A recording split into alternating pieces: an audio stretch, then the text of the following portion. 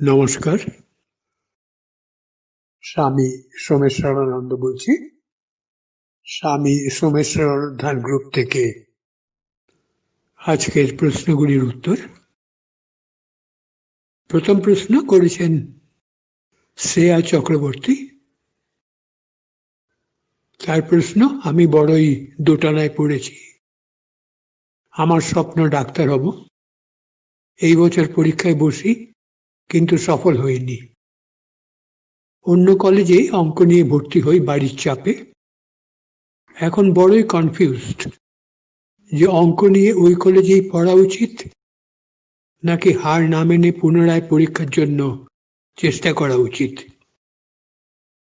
আমার পরিবার সমর্থন করছেন না কিছুতেই ড্রপ দেওয়ার জন্য। জানি এই সিদ্ধান্তটা আমারই নেওয়া উচিত, কিন্তু পারছি না। দয়া করে পথ দেখান। অঙ্ক নিয়ে পড়তে পড়তে তো বিএসসি পড়তে পড়তে তো আপনি মেডিকেল যেতে পারেন। এর জন্য তো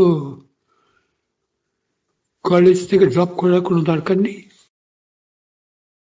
অনেকেই এরকম চান্স পায় না, ফার্স্ট ইয়ারে ভর্তি হয়, পরের বছর আবার পরীক্ষা দেয় ইঞ্জিনিয়ারিং বা ডাক্তারির জন্য। তো আপনি যে কলেজে পড়ছেন অঙ্ক, সেখানে পড়তে থাকুন। এর সাথে সাথে মেডিকেলের জন্য আবার তৈরি হন। সামনে বছর আবার পরীক্ষা দিন। যদি পেলেন ভালোই, না হলে অঙ্ক কন্টিনিউ করতে পারেন। আপনি লিখছেন আপনার পরিবার সমর্থন করছেন না ড্রপ দেওয়ার জন্য। বুঝিয়ে বলুন যে অঙ্ক নিলে ভবিষ্যতে স্কোপ কি কি, আর ডাক্তারি নিলে কি কি স্কোপ। টাকা দুটোতেই কামানো যায় প্রচুর টাকা, কারণ অঙ্ক নিলেও আপনি প্রাইভেট টিউশনি করতে পারেন। অঙ্ক নিয়ে পড়ে পার্ট টাইম প্রফেসর হিসাবে বিভিন্ন কলেজে পড়িয়ে সাধারণ এক ডাক্তারের চেয়ে অনেক বেশি ইনকাম করতে পারেন। যে কোনো ফিল্ডে, যে কোনো লাইনে, যে কোনো পেশাতেই প্রচুর ইনকামের সুযোগ আছে। আর যারা ডাক্তার হন সবার তো চেম্বার থাকে না, খুব কম ডাক্তারই নিজে চেম্বার করতে পারেন। অধিকাংশ ডাক্তার হাসপাতালেই কাজ করেন। এগুলো বাড়ির লোককে বুঝিয়ে বলুন, কারণ বাড়ির লোকেরা যদি না বোঝেন এগুলো যে ভবিষ্যতে স্কোপ কি, তারা তো আপত্তি করবেনই। তারা হয়তো জানেন না, আপনি কথা বলুন এই নিয়ে যে ডাক্তারিতে যেমন স্কোপ আছে, অঙ্কেও স্কোপ আছে, কিন্তু আপনার ডাক্তারির দিকে যেহেতু আগ্রহ, সেহেতু ডাক্তারিতে ভালো করার সম্ভাবনা বেশি। এগুলো তাদের সঙ্গে কথা বলুন। তাদের সঙ্গে কথা বলে কনভিন্স করতে হবে। আর এটা আপনার দরকার, কারণ ভবিষ্যতে আপনি যে লাইনেই যান, লোককে কনভিন্স করা একটা বড় গুণ। একটা টিমকে নিয়ে কাজ করবেন, টিমের সব লোককে যদি, মেম্বারকে আপনি কনভিন্স না করতে পারেন, এগোতে পারবেন না। কারণ ভবিষ্যতে আপনার যে পেশায় যান, ভবিষ্যতে আপনার প্রমোশন নির্ভর করবে, কৃতিত্ব নির্ভর করবে আপনার সাবঅর্ডিনেটদের উপর। টিম ওয়ার্ক বাড়ি থেকে এটা শুরু করুন।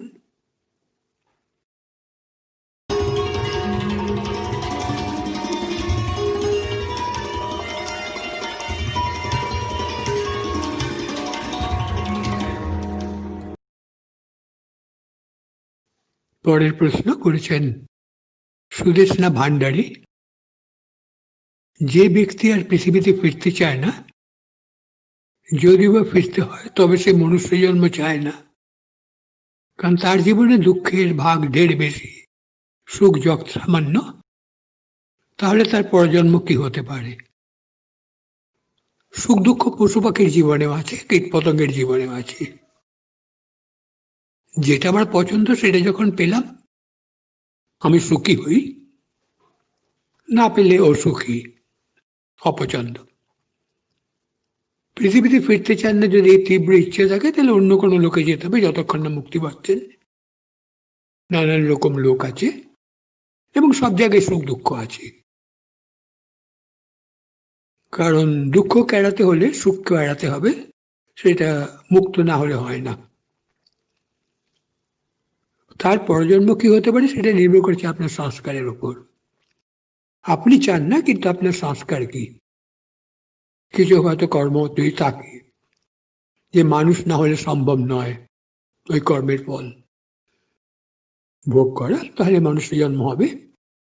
এগুলো তাত্ত্বিক চিন্তা, অনাবশ্যক চিন্তা করে লাভ নেই। সুখ দুঃখ করলে যদি আপনার সুখ দুঃখ যদি অন্যের উপর নির্ভর করে, তাহলে সুখ দুঃখ থাকবেই চিরকাল। এই জন্যই গ্রুপে আমরা সকালে একটা অনুশীলন দিই মনের শক্তি বাড়াবার জন্য। মূল কথা এটা থাকে, আপনি ওটা প্র্যাকটিস করুন। মন গড়া দুঃখ, মন গড়া তত্ত্বে বিশ্বাস করে লাভ নেই। বাস্তবের মুখোমুখি হন। ধর্মের নামে অনেক লোক বাস্তবের মুখোমুখি হতে চায় না। কাল্পনিক ধর্ম, কাল্পনিক মন গড়া ঈশ্বর, এই নিয়ে সারা জীবন কাটিয়ে যায়। সেই জন্য আপনার প্রশ্ন এটা বাস্তবের সঙ্গে মিল নেই। বাস্তবকে বুঝুন, সুখ দুঃখ আছে, যে কোনো লোকে যান, এমনকি পশু পাখি জীবনেও সুখ দুঃখ আছে। সুতরাং দুঃখ কেড়ানো যাবে না, মন শক্ত করতে হবে।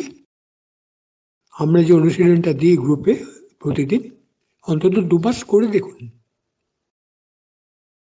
আর যতক্ষণ আপনার সুখ দুঃখ অন্যের উপর নির্ভর করবে ততদিন থাকবেই।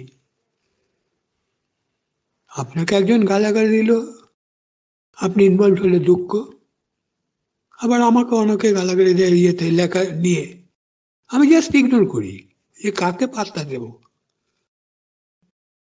প্র্যাকটিসের ব্যাপার। অন্তত সরকারের অনুশীলনগুলি 2 মাস করে দেখুন নিয়মিতভাবে। কিছু করতে হবে, দামি কিছু পেতে গেলে দাম দিতে হয়। অভ্যেস করে দেখুন 2 মাস কেমন হয়।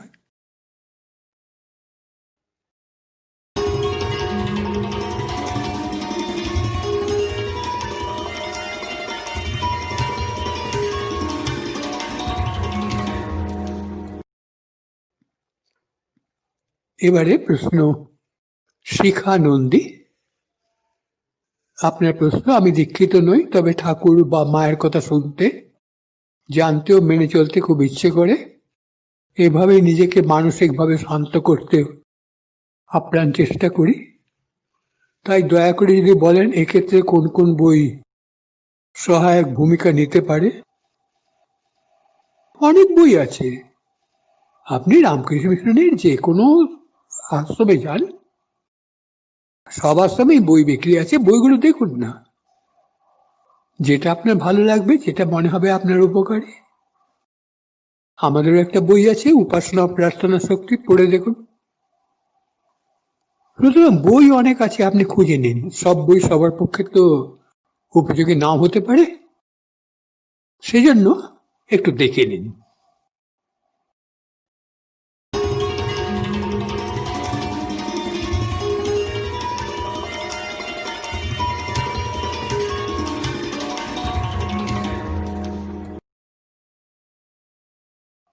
এবারে প্রশ্ন করেছেন সুভদ্রা চ্যাটার্জি।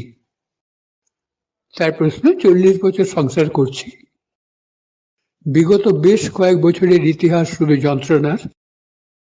আগের স্বামী, এখন সন্তানের কাছ থেকে প্রাপ্য শুধু কষ্ট। মন সবসময় ভারাক্রান্ত হয়ে থাকে। মৃত্যুই কি একমাত্র পরিত্রাণের পথ? শেষ জীবনটা শুধু একটু শান্তিতে কাটাতে চাই, সেটাও কি সম্ভব করার কোনো পথ নেই? বিভিন্ন বই এসব নিয়ে আলোচনা আছে। আপনি খুব জেনারেল ভাবে প্রশ্ন করেছেন। কেন আগের স্বামী এখন সন্তানের কাছে প্রাপ্য শুধু কষ্ট, এই কথা আপনি খুলে বলেননি।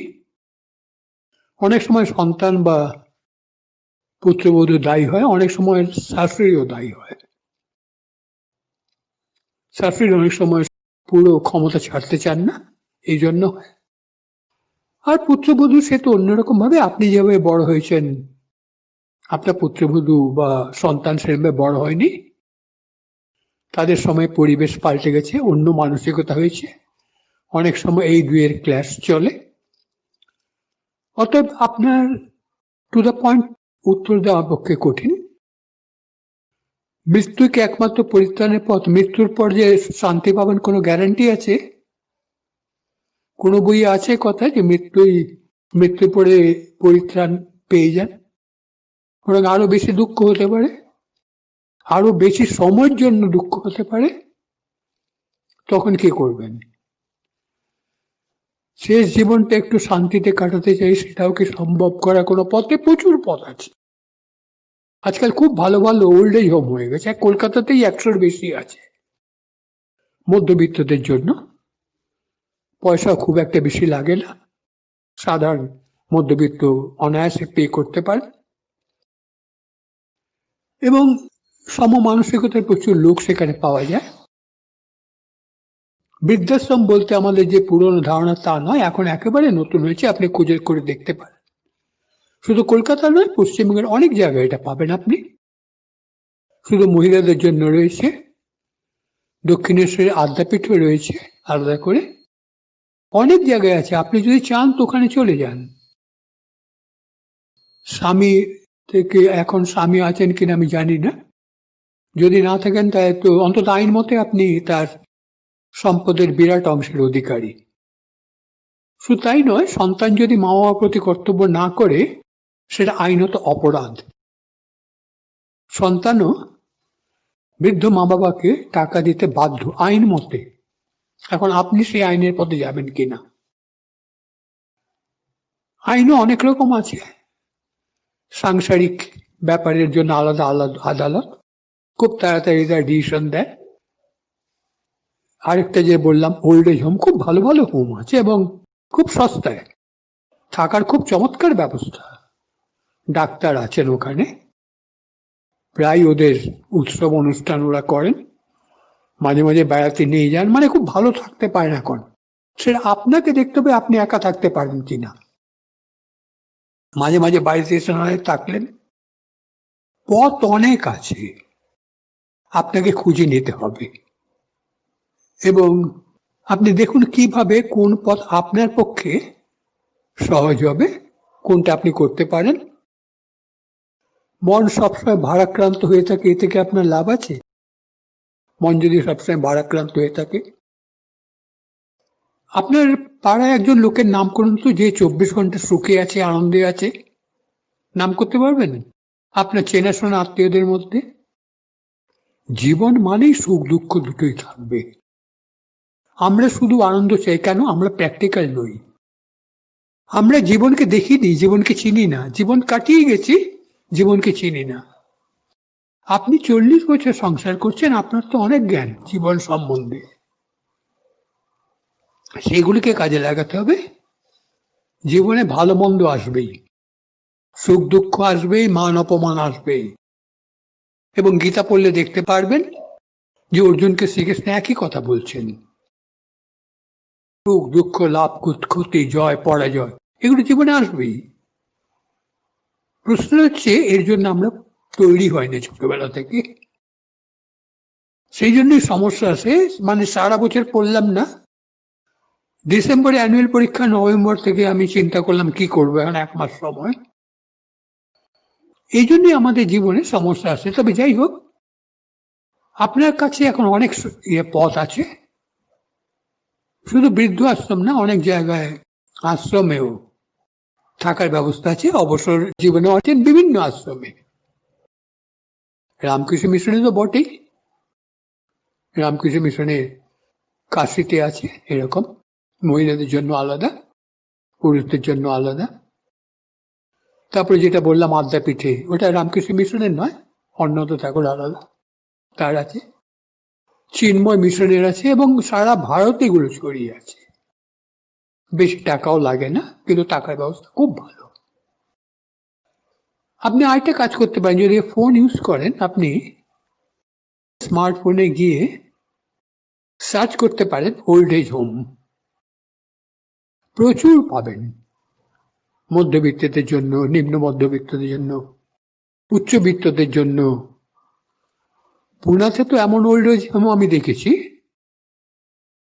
যেখানে বৃদ্ধ বয়সে একবারে অসুস্থ তাদেরও থাকার ব্যবস্থা, মানে ওল্ড এজ হোমের সঙ্গে সঙ্গে হাসপাতাল, একেবারে রেগুলার ট্রিটমেন্ট।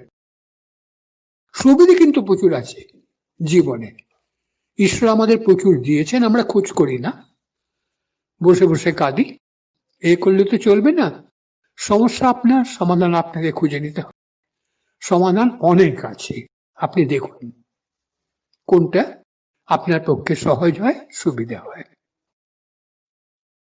আচ্ছা, তাহলে এখানেই শেষ করি। আপনারা সবাই খুব ভালো থাকুন। নমস্কার।